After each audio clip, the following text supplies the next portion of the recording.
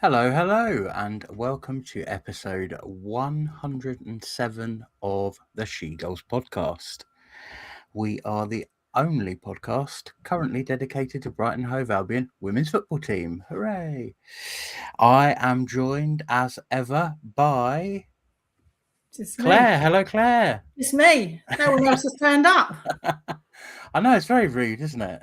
Well, How dare people have I plans? kind of feel like we should have candlelight, and it's just us, isn't it? I know. I should have done some sort of graphic, shouldn't I? And just move the SheGulls on there so it's equidistant between us. Well, Yes, we have made it. yeah. Claire's technical issues, we hope, are over. Yeah. I am on a microphone that isn't about 16 years old this time. So if anyone heard last week's podcast, whether they watched it or listened to it, if my audio did sound a bit off, I was fiddling about with my webcam beforehand. That's not as dodgy as it sounds, but just trying to get it centered. And obviously something, I must have pressed something or it activated something, and it basically switched from my quite nice microphone that I use here. It's just popped up unwittingly. My blue snowball that I always use, and somehow defaulted to the webcam, which is further away and also must have the tiniest, microphone receiver known to man. So apologies for that, but we should be back on schedule this week. It's not been a particularly big week for Albion news, has it, Claire? There's not been a lot going on. I think we've made up more stuff than was actually heard. So I mean, that's what we have to do to get through the summer. Well, sometimes I get a bit bored and I just, send you lot of stuff that was maybe on TikTok 6 months ago just for a laugh. So that's true. Yeah, that's true. Ben loves those. He said send more. He said send more. Send as many as you like. So we thought we'd just do a quick run through of the news, but don't worry, anyone. It's just small tidbits of information, really. Very small. Not really conversation worthy. So I'll kind of run through it, and then we're going to take your questions. So some of you were very kind enough to send in some questions. There's some sort of quite detailed ones. There's a few that are more orientated towards sort of newer fans and stuff. So that's quite cool to have as well. Because I suppose that we assume that by listening to SheGulls, somewhat of the setup of the club and everything like that. But it is good to go over it every now and again for those new listeners and new fans. So although I did get very, very confused because obviously I was out earlier having dinner, and your message came through with I was sending all the questions and I hadn't really paid attention to what we were doing. So I was reading them and I was like, I can't answer that. I don't know. Like, what's these questions we were supposed to have asked? But now I've got it now. Yeah. They're questions the listeners want to hear the answer from listeners us. Have sent in. Yeah. Some of them are more opinion based, and some of them are genuine inquiries, which absolutely appreciate them all. Yeah. So, okie dokie. So let's go through the sort of latest news. So I think the sort of main thing that happened this week was we know the team played a friendly against Crystal Palace on Saturday. And we knew that because it was mentioned to us at last week's fans forum. Otherwise, it probably would have remained one of our secret friendlies. Yes, we did win 4-0. So that's a positive. And we know that Molly Bartrip and Beth England were there because they were pictured with Eleanor Heaps, obviously former teammates at Spurs. So we know they at least brought some of their good players, if not all of them. So the fact we won 4-0, quite promising, I'd say. Well, I think it was better than that being the other way around. So yeah, exactly. We don't know who the scorers are, so that's being kept clandestine at the moment. We don't know if there's a reason for it being kept clandestine or whether it's just we're not being told. So don't read too much into it, but don't read nothing into it. How about that? Read about 10% into it. That's the most. Don't get your hopes up. What we do and make it up. Exactly. Pretend that it was someone we've just signed, maybe Aggie Beaver Jones or someone. It as I said on our intra-channel chat, it would have to be someone that nobody had noticed had gone missing from another team. So, Yes. you know for a fact if it was an Arsenal player or something, they'd all be all on Twitter. Where is she? Yeah. She's injured. What's she doing? She must have gone somewhere else. So, yeah, we shall see. We shall see if there was anything to that, but we don't know. Olivia Johnson, obviously we mentioned last week, she's gone on loan to Lewis and she scored on her debut. So that was rather good. So what you want to see when a player goes out on loan is, first of all, their starting games. So that was a big tick. And then she scored. So that was a big tick. Yeah. I did hear a rumour that it might have been a cross that went in, but, Goal's a goal. Yeah, they all count. So, Yep. so yeah, good for OJ, and obviously Ben will keep us all updated in the loan report as we go through the season. I will ask you about this one, Claire. So Chia was obviously in the Chimaka Ndozi, just in case anyone's not familiar with who we're talking about. They obviously got knocked out of the AFCON, which I think we covered last week, and I erroneously said that they would need to win 2 more games to get through to the next level of World Cup qualification. It was only 1 more game, actually. However, they lost it anyway, so it didn't really matter. Yeah. So it seems like a bit of a shock, that, Claire. I mean, I don't think it was anything Chia did specifically, but Nigeria kind of disappointing in the tournament and then not being able to be at the World Cup.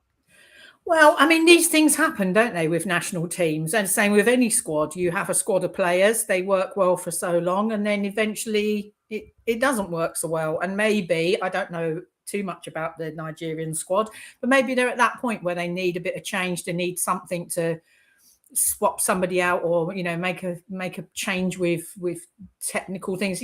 Sometimes I think other teams, when you're really, really good, other teams can work you out. And I think we've seen it with England so many times, where you kind of play in teams that you would expect to, 5 years ago we would have put double figures past. Now we can barely get a goal by half time, and it's because they've worked out how to defend us. They can't score against us, but they can defend us. And so we've seen it in the WSL, amount of times we've played teams, and you should be whacking them, and you just can't get past their defense. So whether it's just a bit of that, whether it's just tiredness, I don't know, but these things happen, and I'm sure Chia will bounce back, and her teammates, and that, because those sorts of things, I think when you lose like that, sometimes that's a bigger incentive than winning. It can sometimes be the sort of kick up the backside that you need to go again. I think you could be right, to be honest with you. I mean, it's easy to forget that they actually only won the AFCON like 9-10 months ago. So in some ways, if you win the tournament, then when you come around to the next tournament, which ordinarily should be 2 years later, but because of scheduling and stuff, it ended up sort of as it was, you're going to be like the number 1 studied team, aren't you? How did they win the tournament? Okay, well, they did this and this. So I think you're right. I think almost having that same team, was there a bit of complacency maybe of like, well, look, we won last time, so we're going to sort of breeze through these games, and then they come a cropper against Malawi and obviously Cameroon, who actually went on to win it, to be fair. If you go out to the team that win it, then it's not so bad. It doesn't look so bad, does it? And then obviously South Africa, they lost against them to kind of go to the next stage of World Cup qualifying. So I think, like you say, they had a bit of a peak and they've gone into a real big trough, and now hopefully it's time to, they can build back with Chia as part of it, because we all forget that Chia is so young herself. I think she's 24 or 25 or something. I'm not sure, but she's got plenty of competition still in her, and she's a good enough goalkeeper to still be up there holding that spot. So she's just got to hope that the rest of the team are as good as she is. Absolutely. So that was on Chia. Just an update on the team in general. They are in the Netherlands at the moment. There was a nice picture, I think it was on Instagram, maybe X, of saying that Mo was back in her homeland. Yeah, saw that. So of course Marit is back in her homeland as well. We shouldn't discriminate. That was rather lovely, and there's some good sort of training videos and stuff. Everyone who is out there looks fit and healthy. Obviously, we've had a bit of bad news with the Miley situation and the crazy man. That's what I'm going to call her all the time now, the crazy man.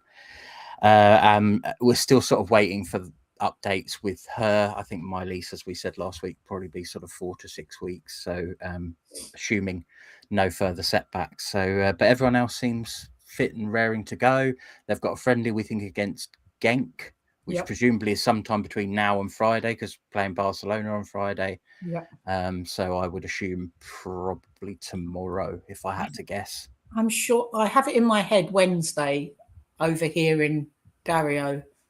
But I could be wrong. It could be wrong. Could be. In which case, they may play like almost one team the majority of the game against Genk, and then the other team the majority against Barcelona. Because obviously it'd be quite a quick turnaround, wouldn't it? Yeah. But they are friendly, so allowances will be made, I'm sure, for extra substitutions and all that sort of thing. So while we're on the subject of Barcelona, brings me nicely to my final bit of news, which is the Barcelona tickets. If you are wanting to go and then you haven't got much time to get there at this point, they are on the Brighton Hove Albion website. So if you've been waiting for that, if you've got your flights, if you've packed your bag and your toothbrush and everything, but you didn't have the tickets, then they are now available via the Brighton Hove Albion website. So just go on tickets, and I believe, haven't checked, but it's normally women's first team, and then you should see them on there. So do have a look out for them. Or if you fancy a last minute flight, maybe turn up at the airport, see how close you can get for 50 quid and drive the rest of the way. I don't know. We'll see. But looking forward to hearing some stories from those who are out there, and hopefully some good bits of information and hot goss. Hopefully we smash them 5-0, and they say have a couple of our players on the way out as a goodwill gesture. Don't think it's going to happen, but yeah, there we go. That's pretty much all the news this week. So that's it then. Right, see you later. That's it. Yeah. 12 minutes, shortest ever podcast. We're done. But yes, it was between listener questions. Here we go. Oh, Tuesday. It is Tuesday. It is Tuesday. Yeah, Tuesday. There we go. It was between listener questions or a deep dive on the Subway Cup, Claire, and I thought you'd rather do listener questions, probably, wouldn't you? Probably would. The deep dive on the Subway Cup seems like it should involve Ben. Yeah, it's a bit nerdy, isn't it? It's more nerdy. It's a bit more nerdy, yeah. Yes, as I say, some of you lovely people have sent in questions. Feel free to send some more in if you're in the chat, and we'll try and get to as many as we can. So the very first one, this came in, I'm not naming names just in case people would rather not, but you'll know who you are if you hear the question. This one came in on X, and it was, has the club given any indication that they'll provide transport from the Broadfield to the Amex when home games are played at the Amex? To which the answer is, I don't know, but we'll find out. Yeah. I don't think they have given an indication yet. I don't think they've said anything. I mean, no. So that I would have thought it would be on the website when you're booking tickets, because there's a game that's quite early, isn't there? Yeah, I mean, the Aston Villa one, and I think that's open for sale. So I don't believe whenever we've played at the Amex before, they've put on. They never have free transport. Yeah. The person is not asking about free transport, just transport. Just any transport. I don't know. Yeah. So I'm not quite sure, but I think I don't believe so. But it's certainly something. I'm just looking at the website now, and there's nothing on there about to indicate travel at all. Whereas on the Arsenal game, which is obviously at Broadfield, it does say free bus travel available. Click here to book. Yeah. So yeah, I'm surprised really that they haven't organised something, even if it's just like, jump on a bus for £1 or something. But yeah, it's part of a bigger thing, which is about the new stadium. Of when we move to the new stadium, obviously they were talking 2-3 years, probably more in advance. But will Brighton continue to start to provide transport essentially back the other way from Crawley to Brighton? And we're definitely big supporters of that. Yeah, I mean, because it only seems fair. You got to for a certain period of time at least, haven't you? You've got to give people the opportunity to get to games when you've built a fan base not in your area. That was your choice, you know. So you can't then just say, "Oh well, thanks very much. See you all later."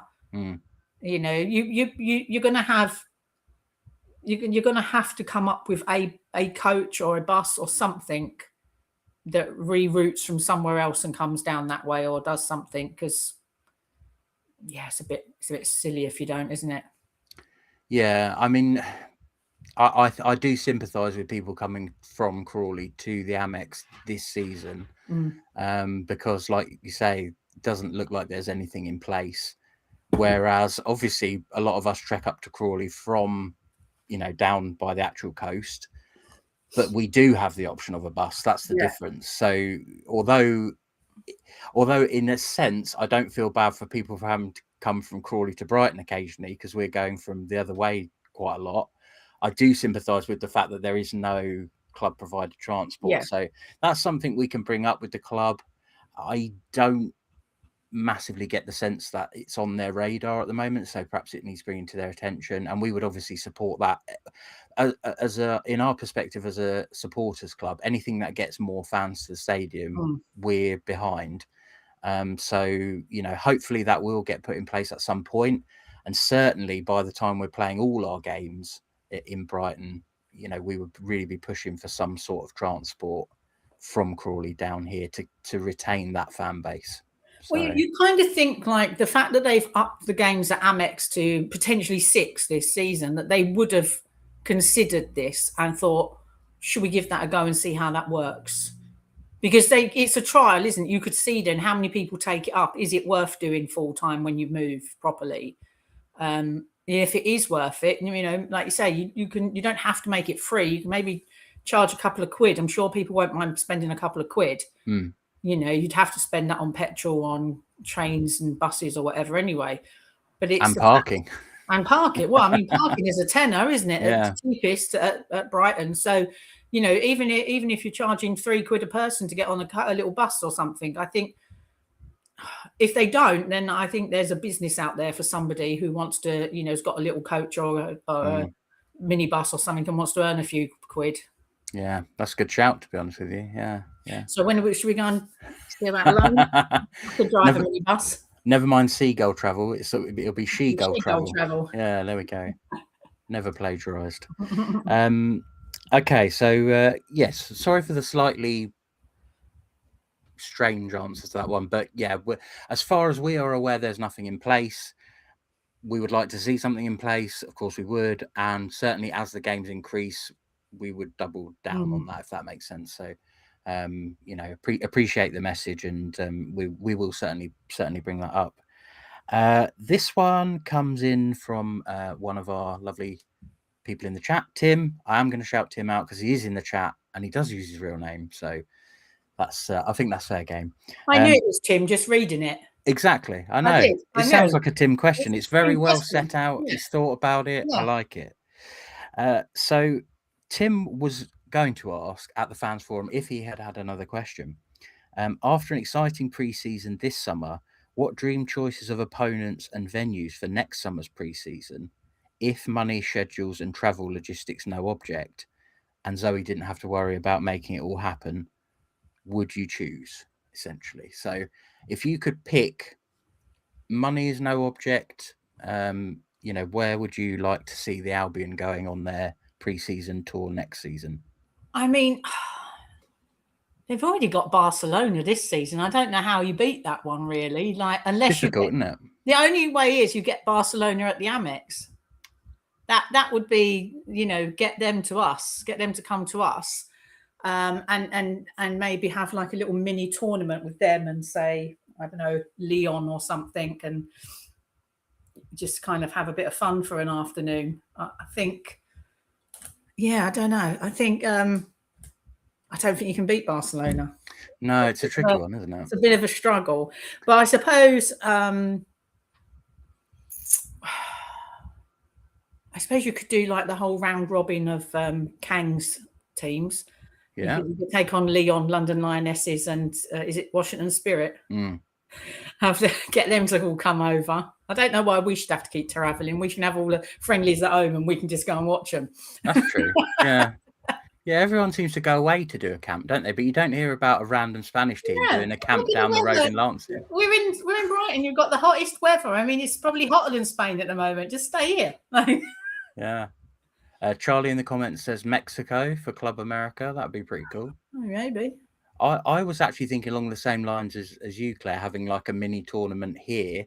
So we could literally go and watch like a few games in a few days. That would be pretty cool. I think it would be quite cool because I think because they're friendlies and you are changing teams at half time and chucking, you're having unlimited substitutes.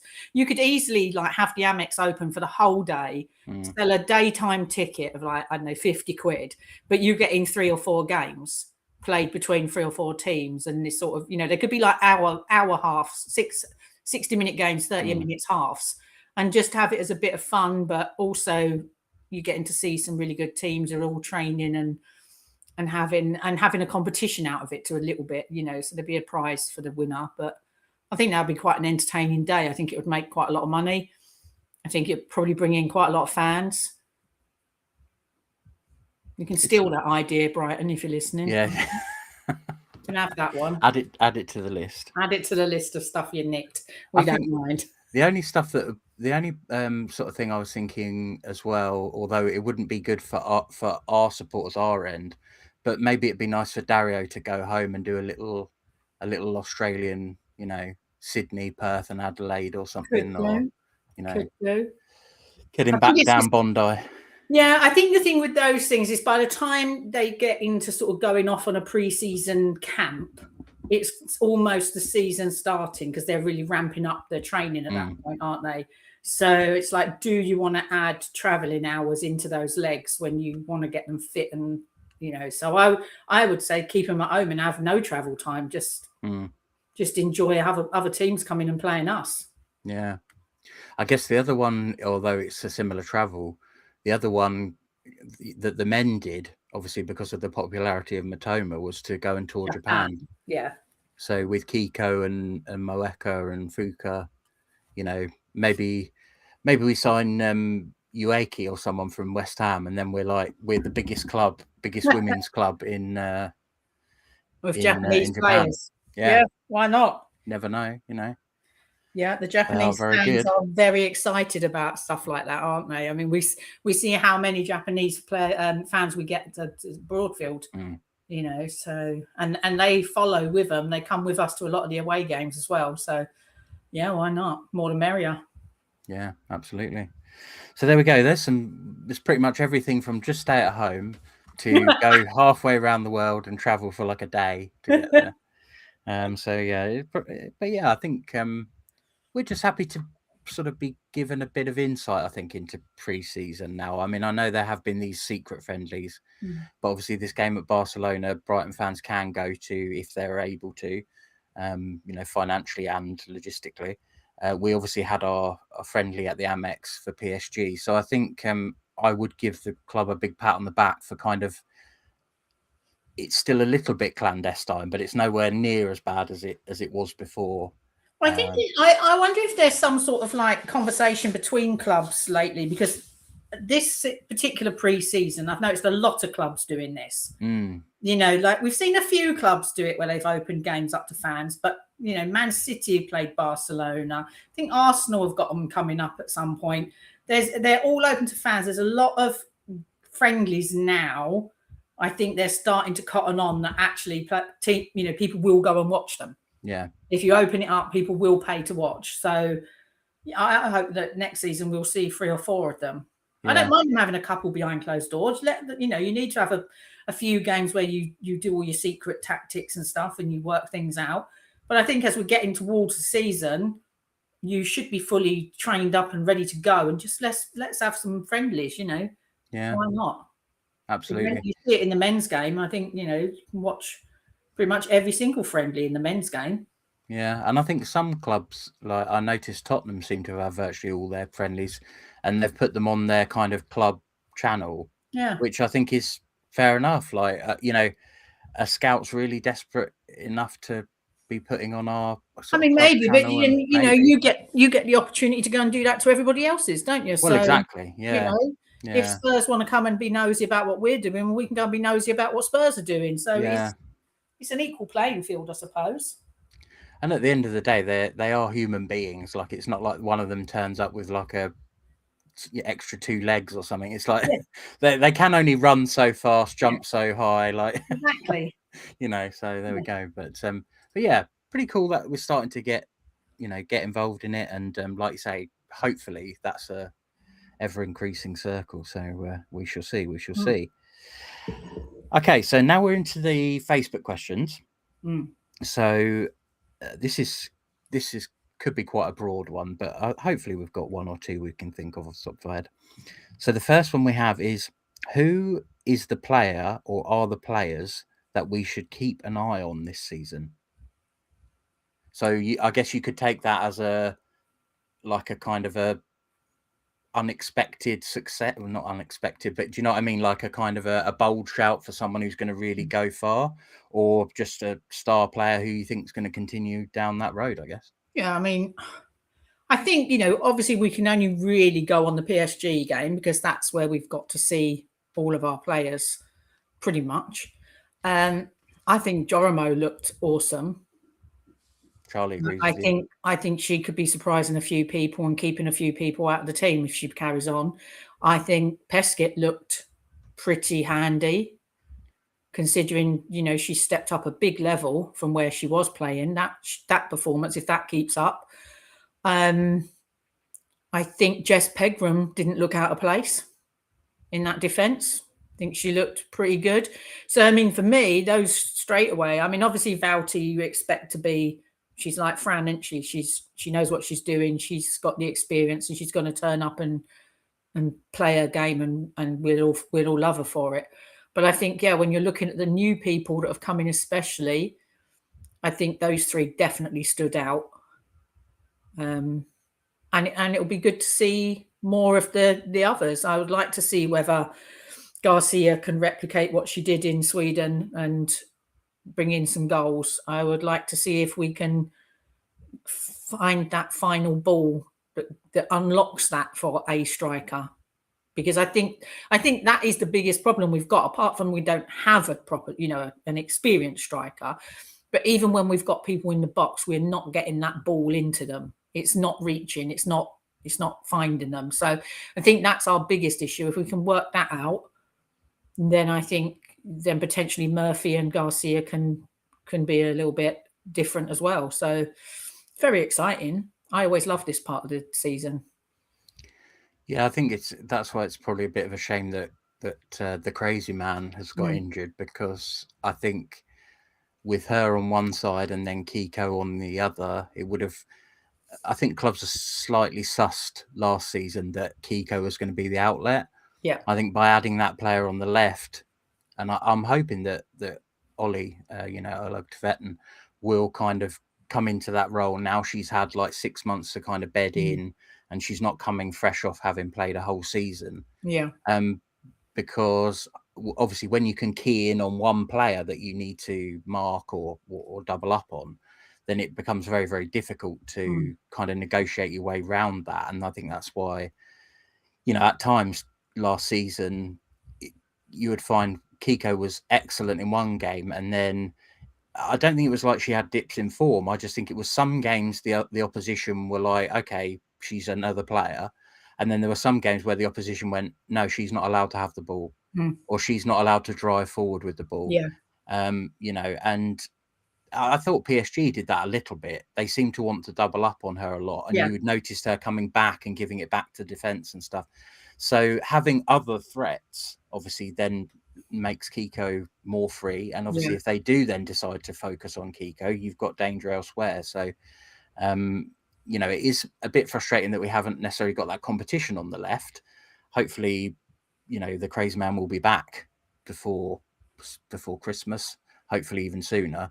And then her and Ollie will sort of push each other to drive on. But I agree. The final ball needs to be better, and then obviously only then can we really judge, especially with Olivia Garcia, how she's going to be able to deal with that and how she's going to be able to deal with it in the environment of the WSL compared to Sweden. Yeah, I think as well, what's been interesting for us, which might hopefully be different this season, is the last sort of 2 or 3 seasons, we've always had that one player.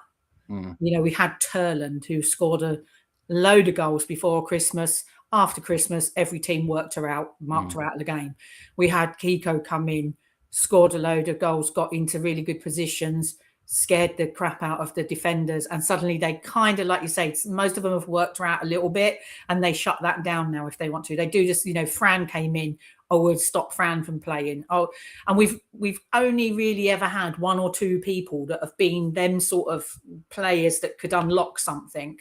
And I think like this now looks like, well, if it's not working with Kiko, put Peskett on. If it's not looking, with this one, put that one on. And these are now players that the other teams don't know, and they also don't know where they're going to play. And I think that's probably one of the bigger reasons why Dario likes his secret pre-seasons, because he does get that. We have started most seasons pretty well because we are coming out of the blocks without anyone really knowing what we're going to do. It's after Christmas that we tend to sort of lose it a little bit. So I think it's finding a way of mixing it up sometimes so that the opposition doesn't ever know what we're going to do. Yeah, I think you're spot on there. So yeah, I echo all the players that you said. I think the other one that I'd probably throw in there, which it might sound very blatantly obvious, but I back Maisie to be a bit more active this season in the goal scoring and assisting department. Yeah, I think with Vouty there or Joromo there, I think that frees her up to be a bit more of the kind of not quite stuck in the defensive 6, but maybe in a slightly attacking 6 role. And it looked like they were playing in like a movable diamond where like if one goes forward, the other 2 slot back. And and we started doing that. I think last season you saw Chankovic sort of dropping back, sometimes as far back as almost being in defence. And so I think that's like the way. But I'd love to see Maisie just having a run at it and just having a crack at goal every now and then, because we know she can shoot. And I think sometimes the opposition are not expecting it. And, we unlocked Arsenal last season with Chankovic and Fran hitting them from the outside of the box sort of thing and forcing them to into saves or scoring goals. So I think sometimes, just have a crack, because I think Maisie should be getting 4 or 5 goals a season. Yes, I think so. And I think Dario thinks that as well. I mean, at the fans forum, I think she's good enough to get 4 or 5 goals easy. And that's not counting your free kicks and penalties and stuff. That's just for, straightforward goals. Yeah. And I think last season possibly weighed a bit on her to be the captain. It's all on your shoulders, isn't it? She's a young kid. Yes, she's experienced in the sense that she's been at the club for a long while. But actually, last season was probably the only first season she played every single game. Before that, she'd had injuries and was kind of in and out and stuff. So I think this season she's more settled in herself. And I think she'll be more settled in the role of captain and leader on the pitch. And she's got plenty of other leaders on the pitch to help out. So I think that's always handy, isn't it? It frees her up to be a bit more go rogue every now and then. Yeah, absolutely. Yeah, I mean, if Kirby's sort of like the vice captain of the attack, then sort of having Maisie there, she's kind of in charge of everything else. And I think having someone like Vouty there, excuse me, to kind of take a little bit of that off her shoulders, so that if she does go marauding forward, when the ball comes back over her head, she's not like, oh my God, if I'm not back there, then who is? Yeah. I think all that sort of thing helps a lot. Much as we said the defense improved by having Chia behind them, I feel like the midfield we improved by having a player like Vouty, even though she might not start every game, but having a player like Vouty essentially behind them will give them a bit more faith in their own ability and their ability to go for it and make a mistake and it not kind of come back and cost us a goal or whatever. So, there's a lot of players that could sort of break out, but I think I do think Joromo's a good shout. So, Charlie also added Manuela, who love Venegas. I love her as well. I think, to be honest with you, she probably broke out last season. Yeah, definitely. She just I just what I love about her is like the minute we signed her, she was all in. You know, she turned up at the terrace, she met the fans before we barely even announced her. She was there. And you know, she's like Maisie, she's straight out. As soon as she comes out, she's straight to the fans clapping. And, you know, she is properly in it. And I loved it when we was at Aston Villa last season, watching her give Rachel Daly a taste of her Rachel Daly's. Yeah. It was brilliant. And I just think, yeah, go for it. To be honest, I think maybe with Valtia, she's not really like she's not a player who's going to kind of get well in. I mean, she'll put her foot in there if she needs to.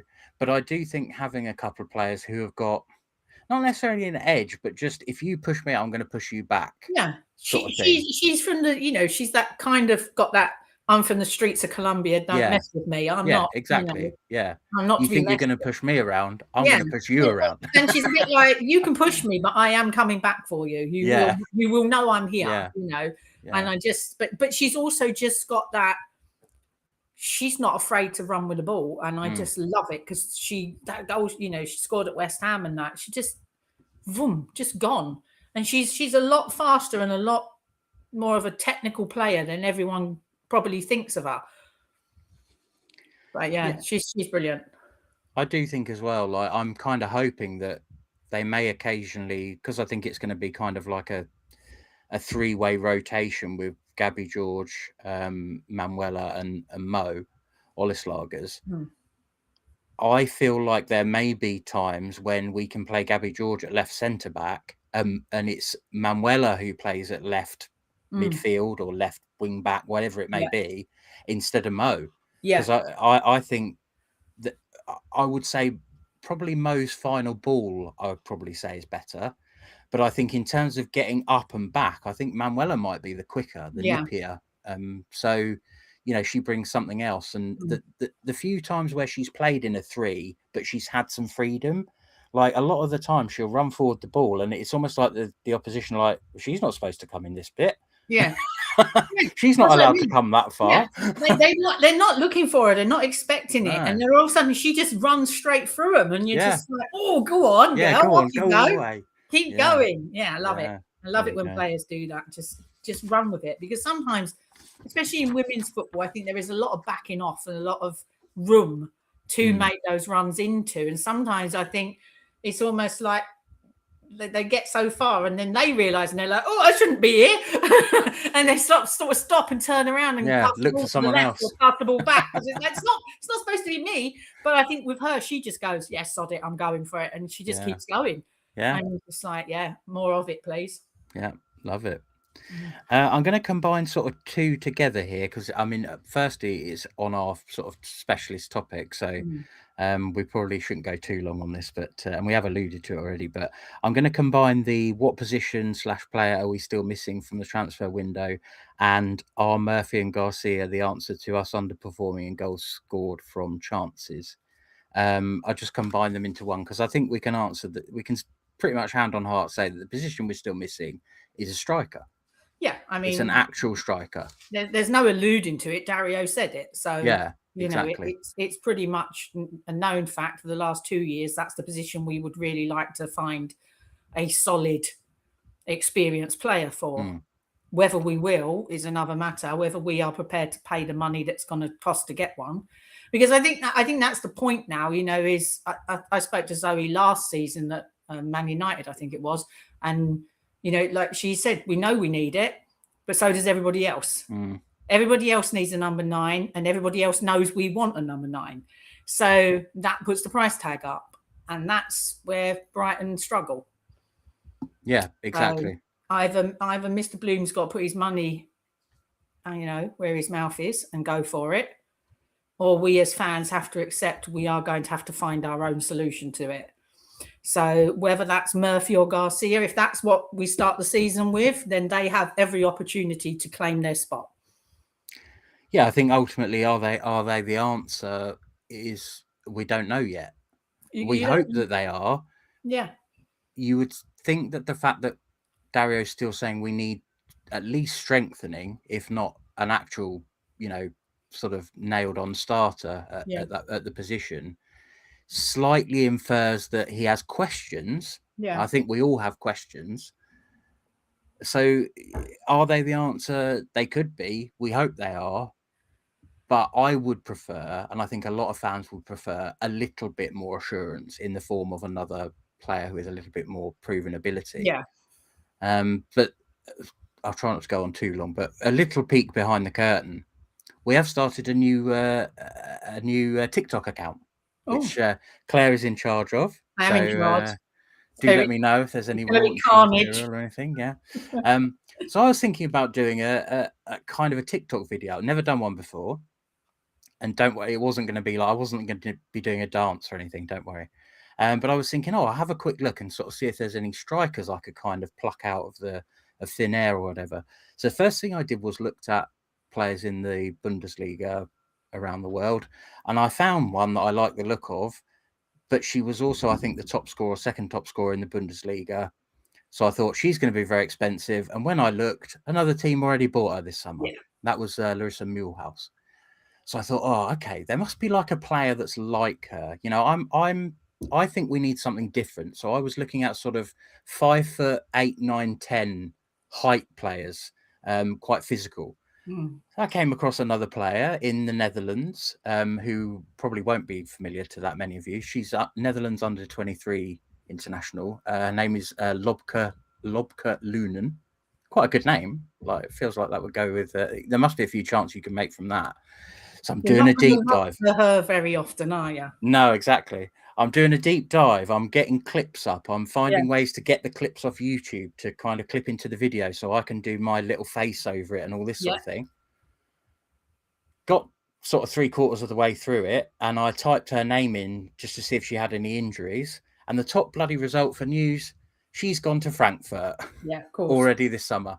And I was like, oh my God, like, even like players who are like off the radar with a little bit of talent are just gone. Like, they're just going to all these clubs.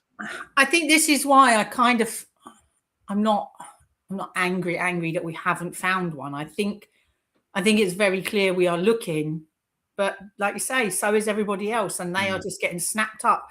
And I think we can be maybe a little bit annoyed that if they're being snapped up because they're being offered more money, that's something for Mr. Bloom to discuss with Zoe. But I think we should be able to offer somebody a good position at Brighton, because we are in a WSL. We're not that far off the top. We are competing now. We might still be a stepping stone for a lot of players, but we'd be a good stepping stone. You're not going to step down from Brighton, really, if you're good. So yeah, you kind of are like, why can't we find someone? Why are they choosing other teams all the time? Every single one is going somewhere else. That's the question I think we need to be sort of looking at, really. Yeah, I mean, it has to be either that or we're spotting them too late. Yeah. So it's one way or the other. We're either not able to attract them when they are known quantities, or we're not able to scout them early enough to say, don't go there, come to us. Yeah. I mean, the thing that would make me argue that is reading the Jorimo interview in, I think it was The Guardian today. She said one of the biggest things that was their attraction to Brighton was that we had been watching her for a couple of seasons. So one would assume we are watching a lot of players for a couple of seasons. And then when we're making our move, they're saying, no, thank you, and they're going elsewhere. Yeah. That to me is the worry. That to me is where the issue is. But I just think, if I was Garcia or Murphy, I would be rubbing my hands saying, give me a chance. And if they take it, you just never know. We had Turlin, didn't we? We didn't really know anything about, and she whacked 11 goals in. So who knows what can happen? I would love to see it. I'd love to see one of the people that we've bought already do it. It is just a bit frustrating that if we get to the end of this season and we haven't progressed, we haven't got more points on the table, we haven't done well in a cup run, it will be frustrating if it's because of lack of goals. Yeah, absolutely. So yeah, we shan't belabor that point anymore. But yeah, I think we've covered those two questions anyway. So we'll move on to who is the other who are the other teams in the league that we need to keep an eye on this season, i.e., the biggest competition for us. So I would say, and you're welcome to disagree with me, but I would say it's really Spurs, London City, and Man United if they get dragged into it. Yeah. Because I don't even think with the striker we can compete with Chelsea, Arsenal, Man City. I don't think it's realistic. I would be shocked if all three of those teams were worse than us, which is why I don't think we'll finish fourth. But I wouldn't be surprised if one or two of them were in and around us. So, I think they're our biggest competition. Would you go along with that, Claire? Yeah, I think as with every season, we should be looking at the players in the bottom sort of six as being teams we should and have to beat. Like, no questions. That's your bread and butter. Get the points from them straight away. And then there's, 3 or 4 teams in and around yourself that you need to be competing against and you need to be getting something against. And I feel we did really, really well against the top clubs and we struggled with the ones down the bottom. And I think that's a big one. We sorted out the defence. We weren't letting goals in as easily, which is brilliant, but it was down to we couldn't get a goal. And those, teams like Everton, teams like Liverpool, they made it really, really difficult. And they weren't having good seasons. They were teams that other teams were going up to and, knocking 4 or 5 past. And we could barely get one past them. So I think for me, I think it is going to be Man United, Spurs, and LCL. I think probably Spurs should be the better of all of those. I think they've had a really good 2 transfer windows now, and they bought a lot of players in way before the last transfer window, didn't they? So they've had half a season to settle. So their team should be, I think, challenging for fourth, really. I think LCL have got a lot of good players, but have they got a good team? That's the thing I worry about for them. They've got some fantastic players. No one can deny that. That those players are also huge egos. That is a lot of ego to contend with in a dressing room that is only basically 3 or 4 years old in terms of its success. Do you know what I mean? Like, it's you've got everything from young kids in there right up to the one of the best players in the world. And how they gel and how quickly they gel will determine whether or not they have a good season, because that could all go very, very wrong. And it could go very, very wrong where it just doesn't work. Too many good players all in at once, not enough time to gel. They might take until Christmas to get going, in which case that's everyone's opportunity to just bash them. But, we need to be at least competing with them, and we need to be bashing Everton, Aston Villa, Liverpool, Charlton, Palace, Birmingham. If we can't do that, we don't deserve to finish 6th. No, exactly. I think that's spot on. And we can't be going, I think our second game is away to Birmingham. Well, obviously the first game is home against Arsenal. Yeah. We'd love to take points from that, but out of the two, it's the Birmingham we should be winning. So we have to win. If we then pick up points against Arsenal, I don't think you necessarily say that's a bonus, but it's on top of your bread and butter. We're playing Birmingham. They just came up. They haven't got the same quality. They've not played in the league before, et cetera, et cetera. Now they have got some good players who, if we can't score a goal, they might pull one out of nowhere. Yeah. That's I guess my kind of thing with London City is that they finished above us, slightly luckily, but they finished above us last season with a team full of nobody. Well, not team full of nobody, but a team full of strangers. This time they've got a team full of strangers, but they've kind of upgraded about 6 or 7 of them to even better players. So they've improved, but we've improved as Mm. well. But it's, have we improved enough? Have they, have we improved to the point where the fact that they're a bunch of individuals will mean that we can beat them home and away, when actually, they beat us at home and we beat them at home. So I mean, I just wonder as well, like when we play the top 4, they let us play. Like they have the confidence within themselves to let us have the space, and I think that works in our favor, because that's the way we like to play. yeah. We are that's the way we want to be. We want to be entertaining, we want to be box to box, we want to be having a go. And I think when we play the likes of Everton, or it'll be Charlton, weren't it? We played them in the cup and they, it wasn't pretty. They don't care about playing. They don't care about entertaining. They just want a point. And if they can nick a goal and get the 3 points, that's what they do. And I think that's what LCL did last season. They came to play, but only if they could. If they had to, they just nicked a goal and tried for it. But plenty of teams bashed them last year. They weren't that great, but it's that thing, isn't it, of like, would you take 5 draws or 1 win, a draw, and 3 losses? You take the 5 draws because you're going to come out with 1 point more. And I feel like that was where they were at last season. They took what they could get where they could get it, played as well as they could. But like you say, they've been upgraded this season. It's just whether it gels in time. I think following season, I would not like to mess with them, because the following season they will have gelled and they'll have some even more bigger players coming in. That's what I was going to say. They'll probably have changed the whole team again. Absolutely. Well, there is that. There is the potential for that. But I think that they have everything there to be a top 4 team. Yeah. But they also have everything there that could scupper them. Yeah, I would be absolutely flabbergasted if they're a top 4 team. Yeah. But I think they're in that 5 to 7 range. Yes. That we are in, probably. Yeah. Or we're certainly going to be trying damn hard to be in.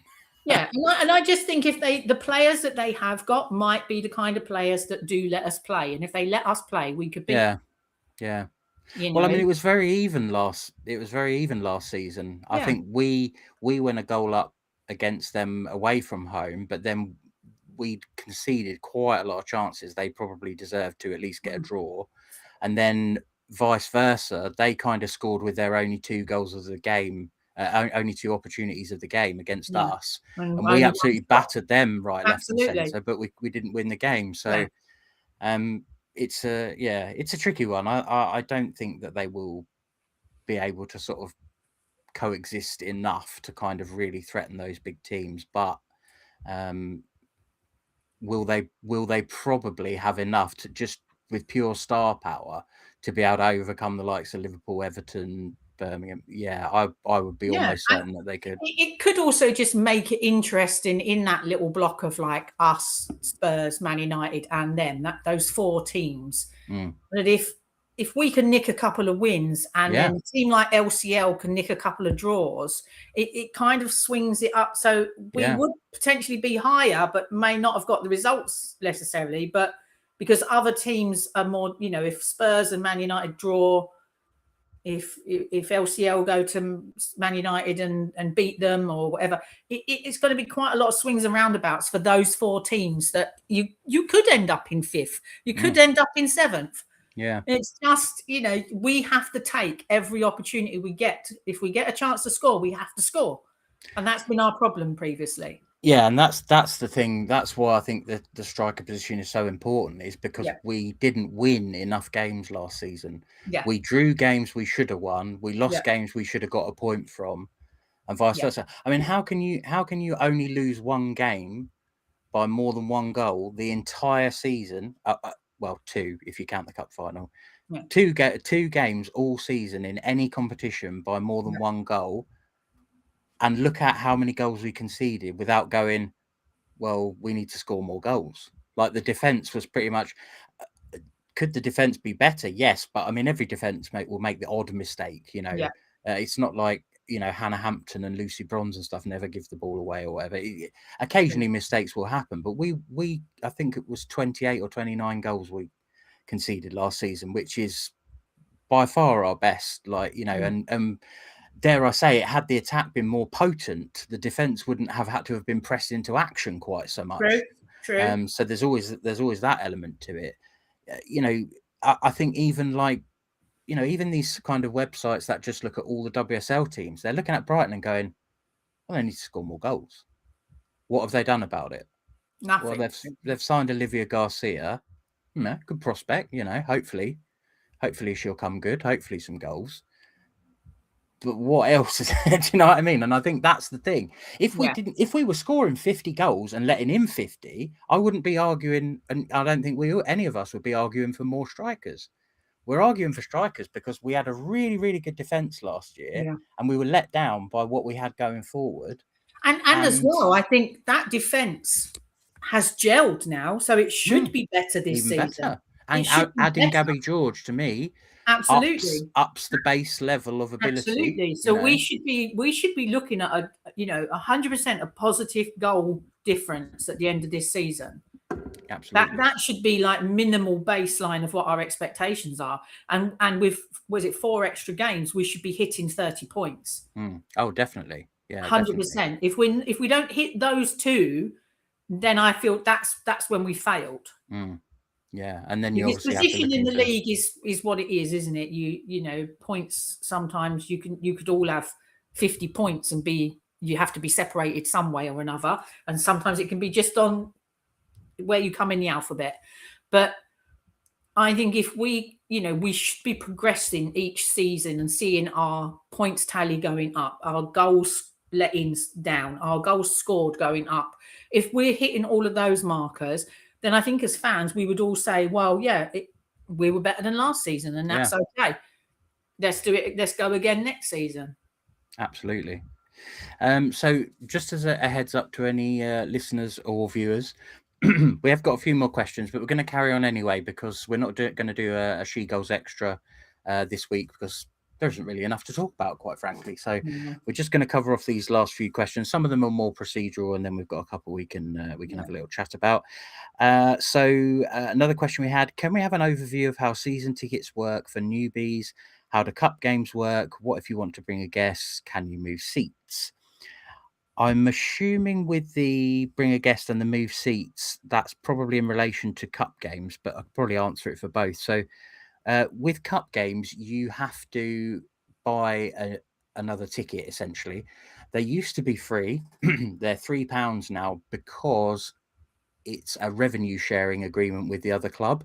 So if we don't charge an entry fee, then essentially the opposition don't get any money from the fixture. So it was kind of agreed that there would be like a minimum fee, so that, you know, WSL2 clubs and stuff could get an income from playing a WSL club. So, and like £3 if you're a season ticket holder, that is. I think it's full price if you're not, but if you're a season ticket holder, £3 seems reasonable to me, especially if it's helping WSL2 clubs stay solvent, because, you know, we still do need a football pyramid. So when you go in and buy your tickets, you can basically pick anywhere you want to sit. So if you normally sit in A and you want to try C out for a go, as long as there's seats in C, you can have them.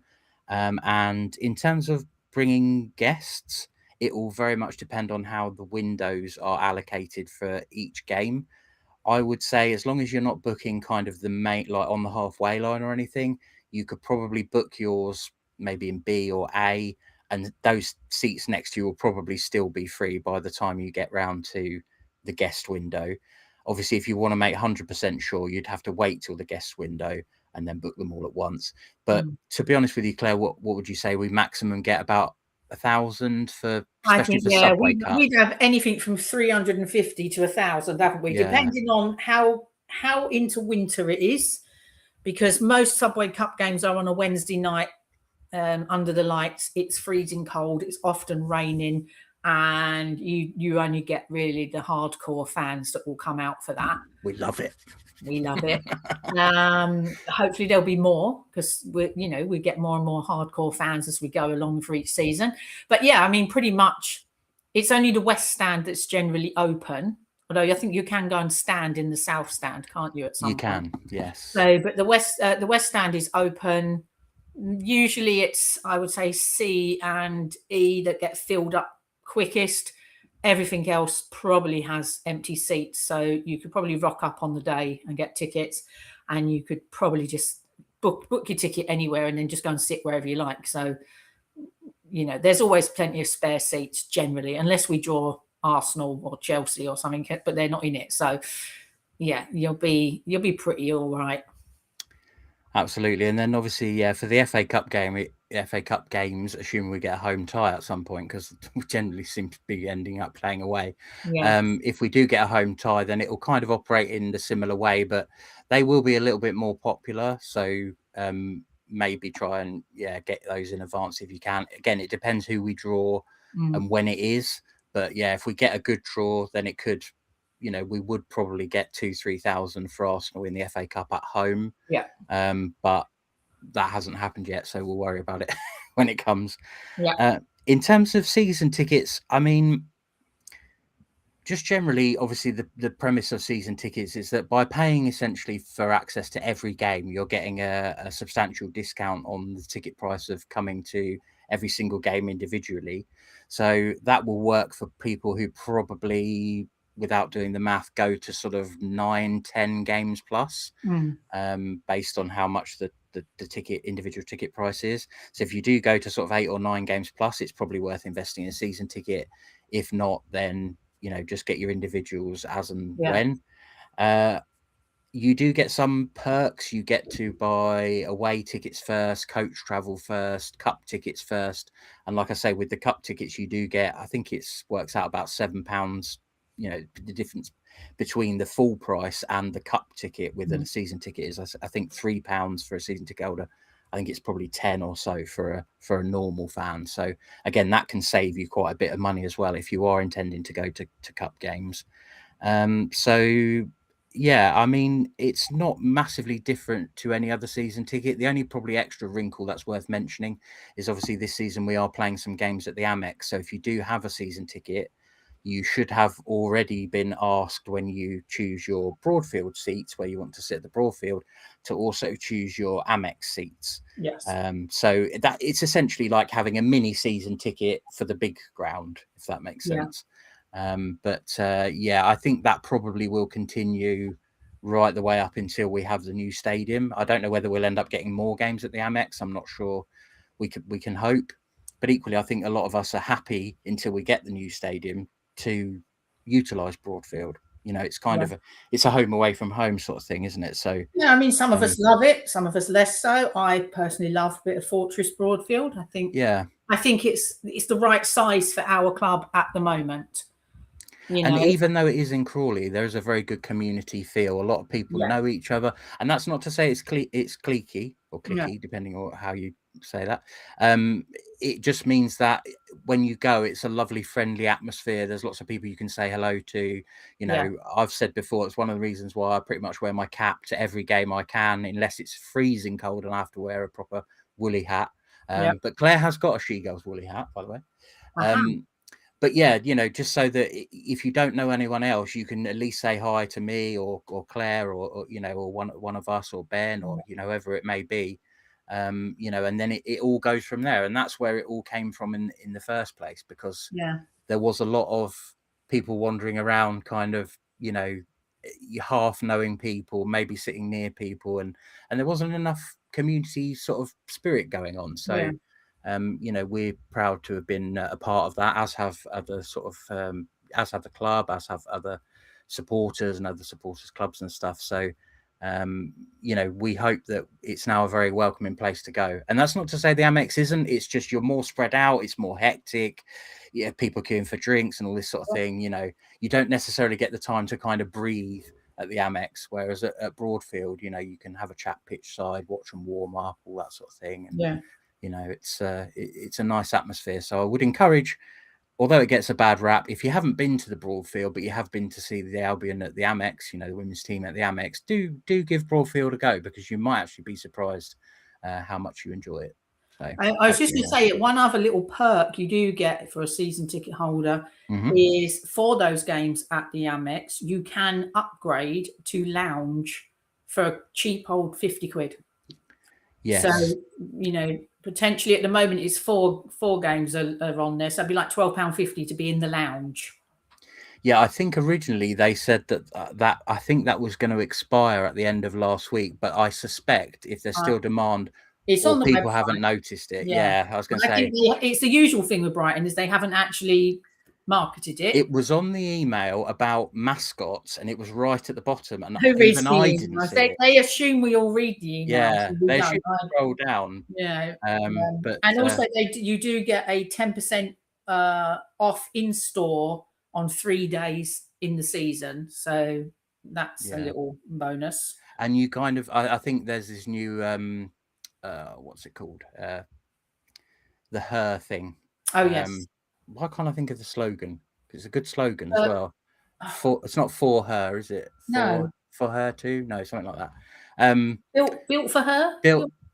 Yeah, is it? Or was that the stadium one? I don't know. I don't know. Well, we're bad fan. But yeah, there's like a essentially a My Albion Plus membership type thing for the women's game, which is fantastic.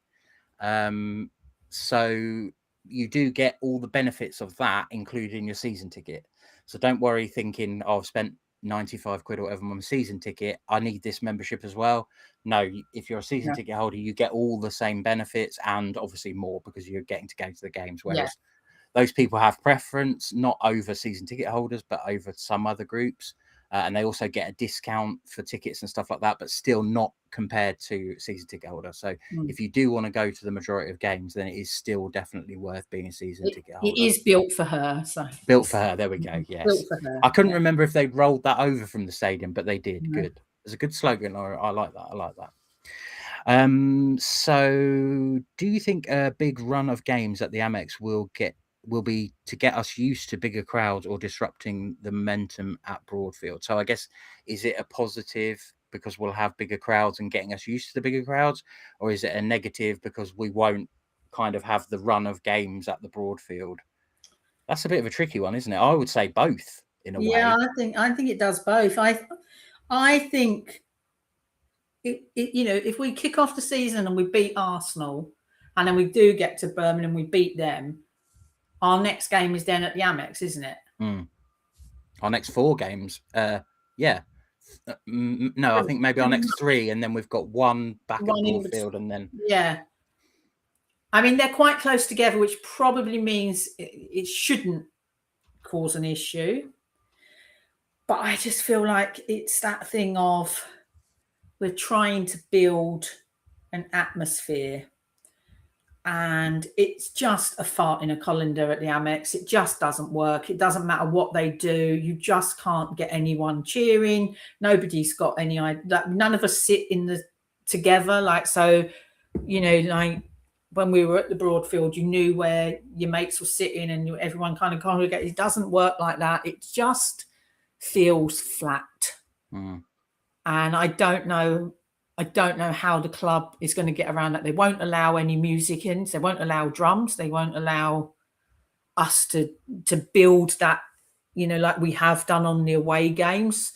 I feel like we make more noise, just 30 of us at an away game than would happen at the Amex.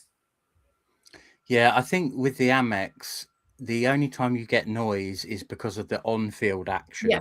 It's hard to drive from the crowd there because the crowd is, compared to the stadium, is small.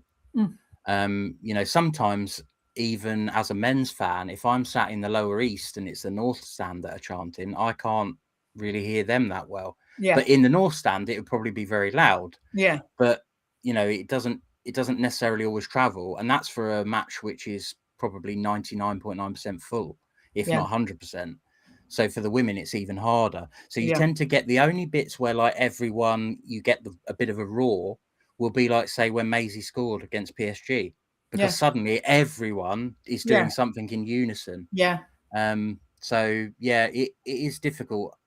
I think they obviously get more crowds at the Amex. Obviously, they want to get them used to playing in front of bigger crowds and on a nicer pitch. And I think, obviously, it being in Brighton is a good thing. But yeah, I do think in some respects, you lose something by going to the Amex at the moment. But then, some people would argue by having to travel to Crawley, you've lost something. So it's difficult. I think there's benefits to both, but I think ultimately neither of them will get sorted until we have our own stadium and it's built for women's fans, built for her. Built for her. Ironically, I mean, I'm somebody who I have to travel whether we play at Broadfield or the Amex. Exactly. So for me, that is just part of the game. Like, if you want to watch football, you have to travel from somewhere. Nobody lives at the stadium. Everyone has to travel. Except him. He's around the corner. But on the whole, most people have to journey some way or another. They have to get the train or get the bus into Crawley or out of Crawley, whichever way it is. And I just think, like, I don't know, maybe the people that go to the Broadfield that don't make it all the way to the Amex have kind of been a little bit conditioned into how to support the team at Broadfield, and they make noise. And the people that come to the Amex that don't travel to the Broadfield have no clue, and we're starting from scratch again with getting them singing and dancing and chanting. And that just feels exhausting, to be honest. This is why I prefer away games, because I'm with people who understand what it's about. And we go there and we just make a noise. It's almost like one level to another, which is you've got the Amex, and then you go to, basically, if you go to the Amex, you could just be a kind of, I'm taking the family to watch a football game. It's enjoyable, etc., etc. It's local to me. I live in Brighton or live in Hove or wherever. When you have to go to the Broadfield, that is going to cull down some of those supporters. So you're going to get a slightly more hardcore at the Broadfield, because you have to be a fan who's willing to go to the Broadfield for whatever reason. That might be distance. It might be the fact it's a red stadium, we're a blue team. It might be the fact that they've only got one good stand. Whatever it is, you are going to have to be that little bit more embedded, in the fandom to go to Broadfield. And therefore the away games is even more so, because you have to be a massive fan and go and watch them regularly, probably at the Broadfield, and then be willing to travel to Manchester, Liverpool, etc., etc., to follow the club. So that's your real hard, that's the hardest of the hardcore. And so we're kind of all in the same boat. And I think it's very difficult to extrapolate that out to the Broadfield, never mind the Amex. So it's an unenviable task. And like I say, it is, but I feel like there's things that we as fan groups can do, maybe, if the club will, help us. That's the thing. When we've had some of the best atmospheres at the Broadfield, it's been because we've been in the fan zone, and we've wandered around and we've grabbed people and gone, right, make some noise. Don't care what you do. If you can't sing, clap. If you can't, bang your chair, whatever, just make noise. And we've encouraged it. And it doesn't seem to get the same thing going on. There is no fan zone as such at the Amex. It's, everyone's just into their seats and that's it. It's just, so I feel like maybe if we're going to be doing games at the Amex, they need to be doing more where they get people outside, talking to people, telling them how to support the team. Yes. You don't have to know the songs. You just need to know that you have to make noise. Let's make this as uncomfortable for the opposition team as we can by being loud, by bringing the noise.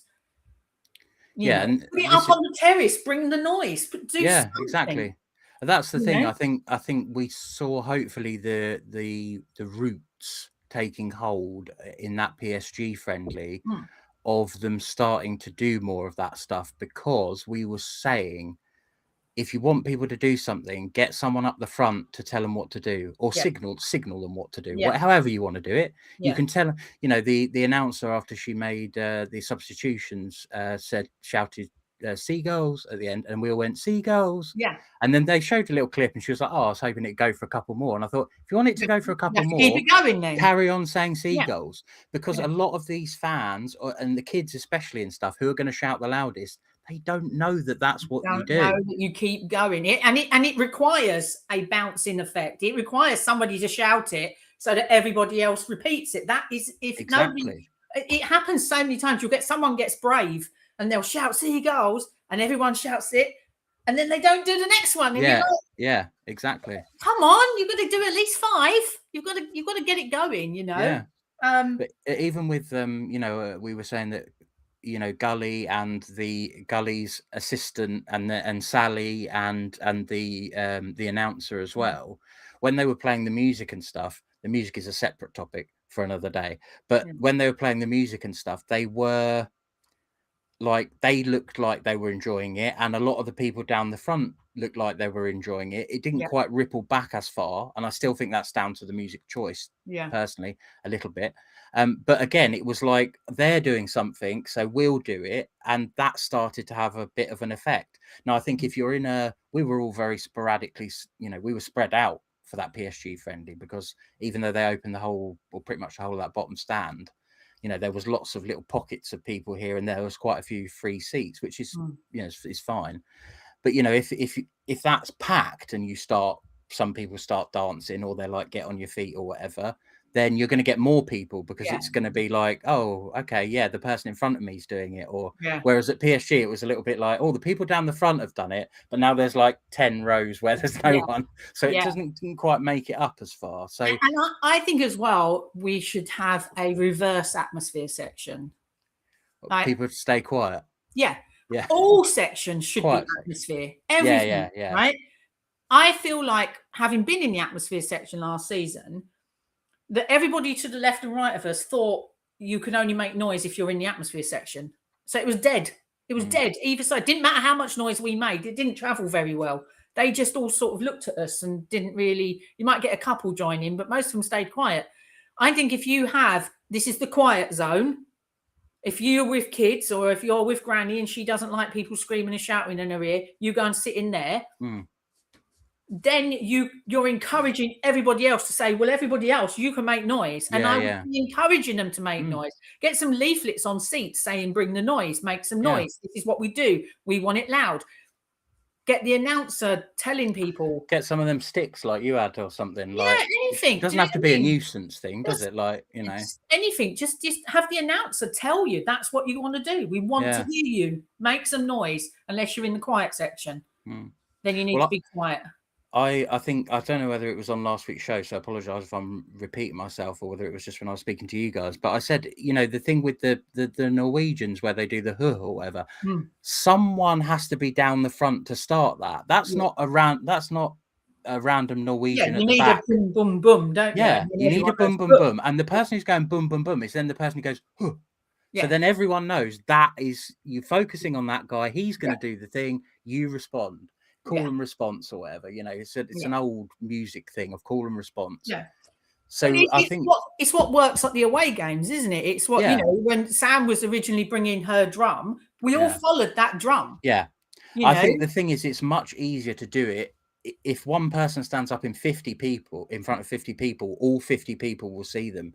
I think the thing is, at the Amex is it needs to be more coordinated, so everyone is taking part at the same time. It can't be everyone's doing it in block E West or whatever, but the people in E1F or whatever can't see or whatever, so like you say, use the hoardings, use the screens, whatever, if you get Gully up there doing a dance or clapping or whatever, then put it on the screens. Use the hoardings to do the words. Exactly. You could literally have the hoardings around the whole thing going, make a noise. Clap. Let's shout SheGulls. You can just literally have it, and and know that you've got people who, as soon as they see that, I'm going to shout SheGulls. Well, hopefully, as I say, hopefully roots are starting there, and hopefully it will continue on, and hopefully then we can sort of, like you say, maybe they'll start to extrapolate it a bit more, maybe do some things outside that will lead people when they come inside to know what they're doing. This happens, so you do this sort of thing, so that would be great. Couple of quick questions come in on the chat, and one of them is actually pretty much our next question anyway, which was, so the next question was, who should be our cup keeper? And actually Alex on the chat has asked about who would be the number one to cheer. So I don't think this is probably a particularly long answer, but it seems as though it will be Melina. It doesn't look like she's going out anywhere as it stands. I think probably the club would always say nothing is impossible. But at the moment, it looks like it will be Chia, Melina, and then Eleanor Heaps, which means Hannah Poulter becomes the fourth goalkeeper. So I would suggest that means she's likely to go out on loan. So we've heard sort of whisperings about it, and I think probably had we have known that we were going to go over the homegrown quota, which we have now by basically signing Gabby George, we're on 9, which would mean one could go out on loan. I think we probably would have thought it might be Hannah, to be honest with you, just to get her some more game time, because obviously Melina's been playing regularly, and I think she'll understudy Chia. Chia obviously is our number 1. Eleanor, I would like to think maybe she'll get some games here and there, maybe a couple in the Subway Cup, and Melina kind of becomes the main Subway Cup keeper and the FA Cup keeper, maybe. But we'll have to see. But I don't see them keeping 4 goalkeepers. If they're going to keep Chia and Melina, I don't think they would send Eleanor back out on loan after they just got her. And actually, she's been playing a fair bit, as Alex pointed out, in pre-season. So that seems like the pecking order. And I think if Hannah's 4th, the best thing to do is to let her go and play football somewhere. So yeah, yes, I think, like you say, I think the fact that those 3 are getting game time in all the friendlies and Hannah's not would suggest she will be the one that is either already out on loan, hasn't been announced, or is going out on loan, because it just doesn't make sense any other way. Yeah, exactly. And we've seen Olivia Johnson go out on loan to a tier 3 side. So I think even if you had to do that with Hannah, I think it'd be worth it just to get her the minutes on the pitch. Yeah. I know Portsmouth has been mooted again, and obviously they are in the 3rd tier now. So that would be a possibility.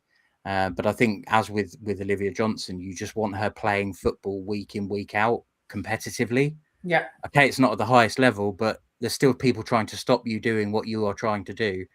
So it at least, gets minutes in your legs, gets you some experience playing against some of these players, because some of them will go on to better things. And, some of them have already done better things. Some have already done better things. Yeah. So, it's all good experience. So we shall see what happens there. But I cannot see a world in which we carry 4 goalkeepers. So there we go. And we're very stacked at youth goalkeeper as well. So there we go. Yeah. Next one. What other women's football media do you follow, and how closely do you follow other teams? So I'll let you start on that one, Claire. No one really. Don't care. I knew you'd have an erudite answer. So I don't care. I'm a Brighton fan, and that's the end of it. Yeah. I if there's a headline, I might notice it. But that means it's generally going to be Arsenal and Chelsea, and I don't care. Yeah. So I just think there's, when it comes to social media, obviously setting up the SheGulls TikTok, there are accounts that I have followed in case they have some interesting news at some point about a transfer, but I'm not going and looking at their stuff. I don't care. Literally, I'm only interested if it says Brighton in the title of anything, and then I'll have a look. I think that's probably similar to me, and I would say I do keep an eye on the WSL stuff, but I'm normally only looking at it in the context of how it affects Brighton. Yeah. I mean, I'm interested that London City have signed Alexia Putellas, but I'm not really. I haven't read the interview or anything like that, because exactly she doesn't play for Brighton. Yeah, it's not really going to impact on us a lot. So the only way that impacts us is when they turn up to play us at the Broadfield. And then I'll bring along my. Can I have your shirt, Alex? Yeah, then I don't care, because as long as I want us to win, and so it doesn't matter who any other team turning up at the Broadfield or the Amex. I don't care who they're in is in their squad. I don't care who their manager is. I just think, can we stuff them? Because it's Claire says 4-0 every time. So I don't care about anybody else's team, who they've got in their team, how many goals they've scored, how many goals they've let in. Don't care. Who plays for England, who plays for Norway. Don't care. It doesn't matter to me. Yeah. Because I'm supporting my team. Is Maisie Simons playing for England? No, don't care. Is Maisie Simons playing for England? Yes, then I care. It's I mean, it's as simple as that. I Yeah. don't have time to be interested in No, everybody exactly. else's stuff. Exactly. Because, it's like you say, you could be sitting there watching so many different things all day long. I think that's the thing. There's so much stuff, like women's football stuff now, that it's almost impossible to listen to all of it. Which is, we acknowledge that we will always probably be quite a small channel because we're only for people who are interested in Brighton. So it will never necessarily have mass appeal. Yeah. But equally, if you're not bothered about any of those other things, then we're the number one podcast because everyone else is. Yeah, because everyone else is going to be talking about other teams. Probably 95% of the time, they're not going to be talking about Brighton. Yeah, we're the only people who are talking about Brighton all the time. So. Yeah, and I absolutely cannot stand #WOSO. It's WOFO. It's football, not soccer. It's football. Yeah, I'm not having it. So I don't care. Fair dues. Yeah, I don't listen. I think Ben listens to a few of the podcasts and stuff. I don't, because I tell you why, they make me angry. Because they either don't mention Brighton, which pisses me off. Yeah. Or they mention them, but it's nearly always like, Brighton. Derogatory. Yeah. It's so always yeah. So you got to listen to us. We'll big the team up for you. Absolutely. Most of the time, anyway. Most of the time. Hopefully a couple of quick ones to finish. We'll try and be an hour and a half on the nose if we can.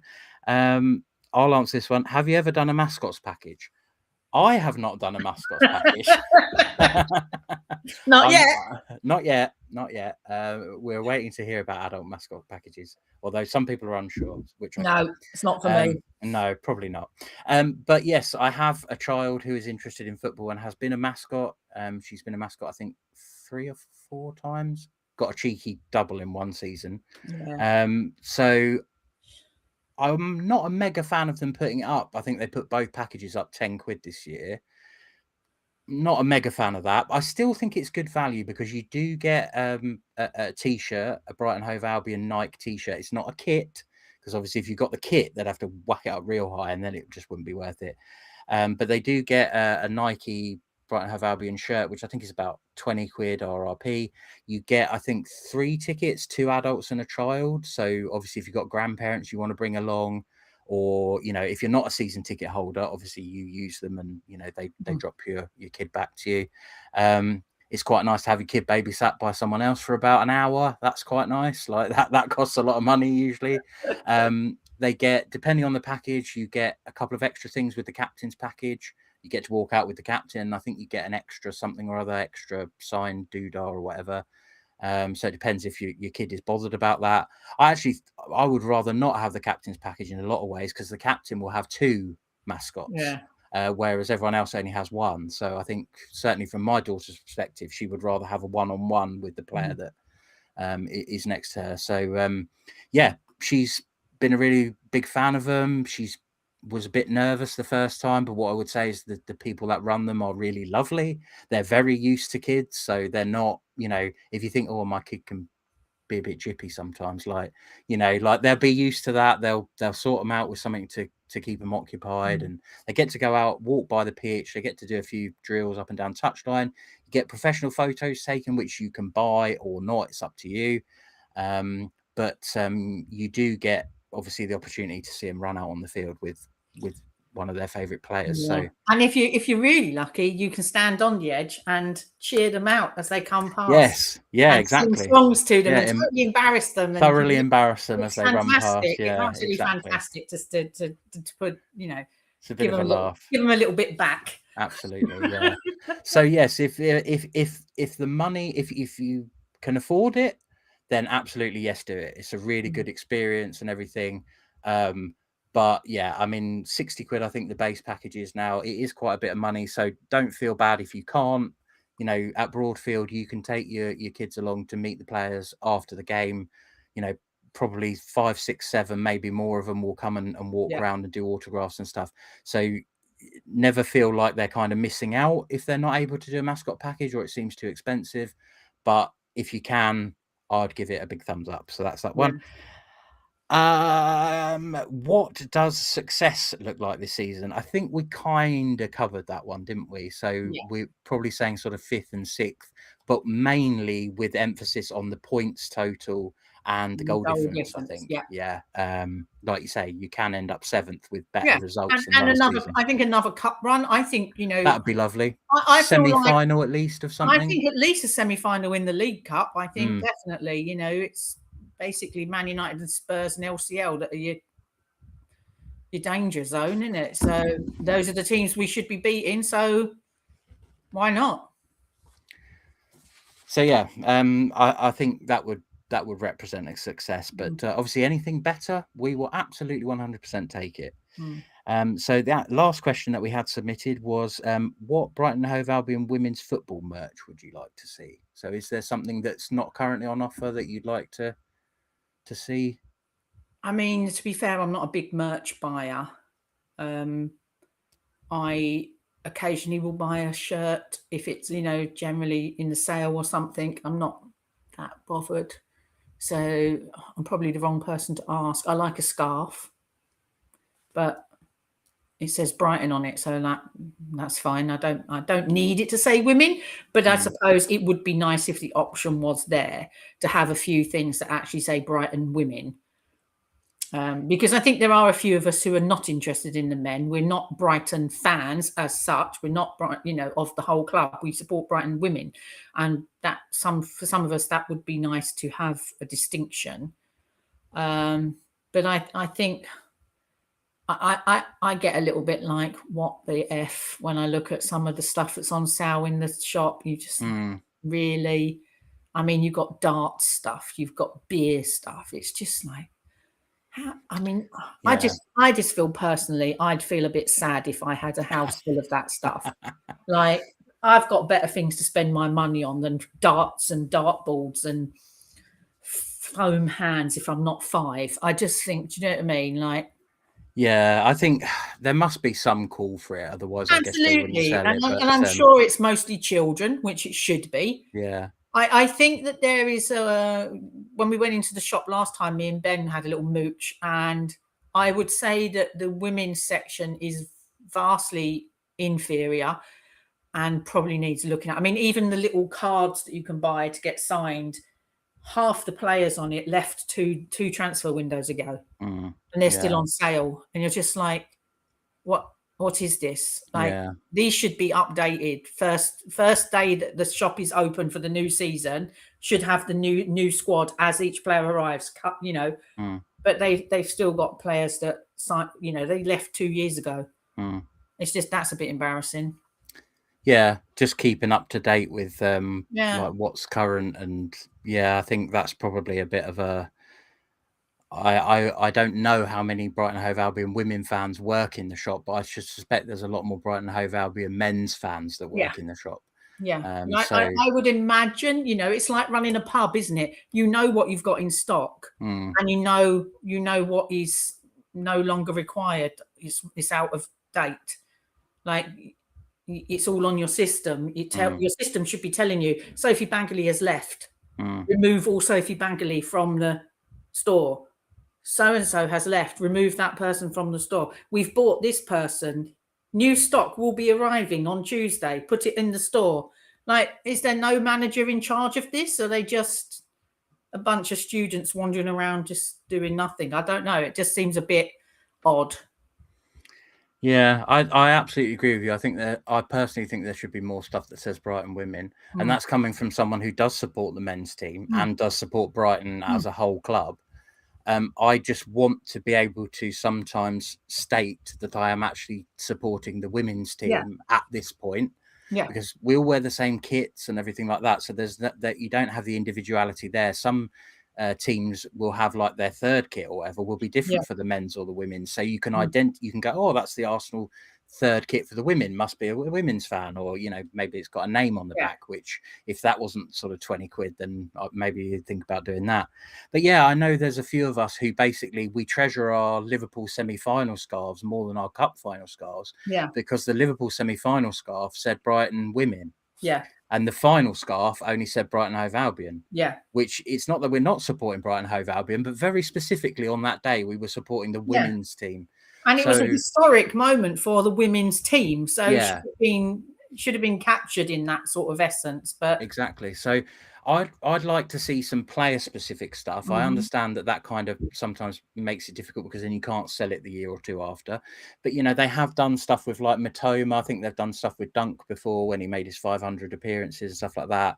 I'd love to see something trendy with like Frank Kirby's face on it, or I don't know if any of our listeners are familiar with these sort of like hip hop shirts where they'll have like a real mashup of different, maybe a couple of action shots and one big face and all this sort of thing.